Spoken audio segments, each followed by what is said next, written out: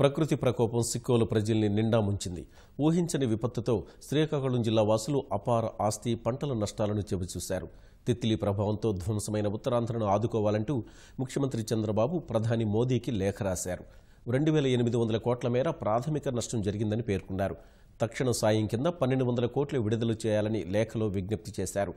బాధితులకు అండగా ఉండేందుకు తెలుగుదేశం ప్రజాప్రతినిధులు 1 నెల జీతాన్ని విరాళంగా ప్రకటించారు.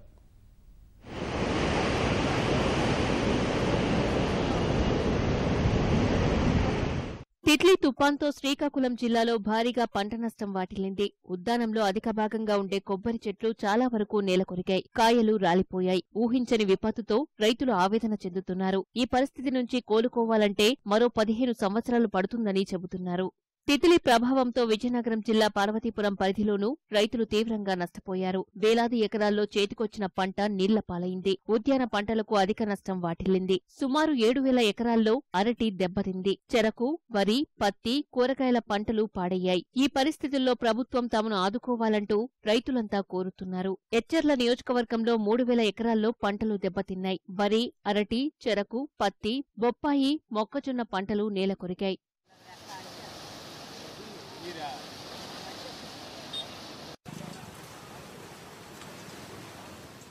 తుపాను బీభత్సంతో భారీగా నష్టపోయిన ఉత్తరాంధ్రను ఆదుకోవాలంటూ ముఖ్యమంత్రి చంద్రబాబు ప్రధాని మోదీకి విజ్ఞప్తి చేశారు. ఈ మేరకు ప్రధానికి లేఖ రాశారు. 2800 కోట్ల మేర ప్రాథమిక నష్టం జరిగిందని పేర్కొన్నారు. విద్యుత్కు 500 కోట్లు, రహదారులు, భవనాలకు 100 కోట్లు, పంచాయతీరాజ్ శాఖకు 100 కోట్లు నష్టం వాటిల్లిందని తెలిపారు. ఉద్యాన పంటలకు 1000 కోట్లు, పశుసంవర్ధక శాఖకు 50 కోట్లు, మత్స్యశాఖకు 50 కోట్ల నష్టం వాటిల్లినట్లు ప్రధానికి రాసిన లేఖలో ముఖ్యమంత్రి వివరించారు.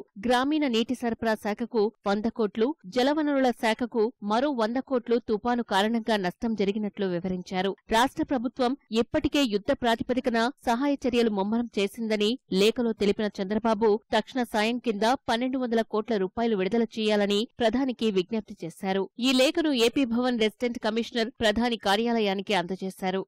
తిట్లీ తుఫాను, వరద పరిస్థితిపై ఏపీ విపత్తు నిర్వహణ శాఖ కూడా ప్రాథమిక నివేదిక రూపొందించింది. తుపానుకు 18 మండలాలు ప్రభావితమైనట్లు నివేదికలో పొందుపరిచారు.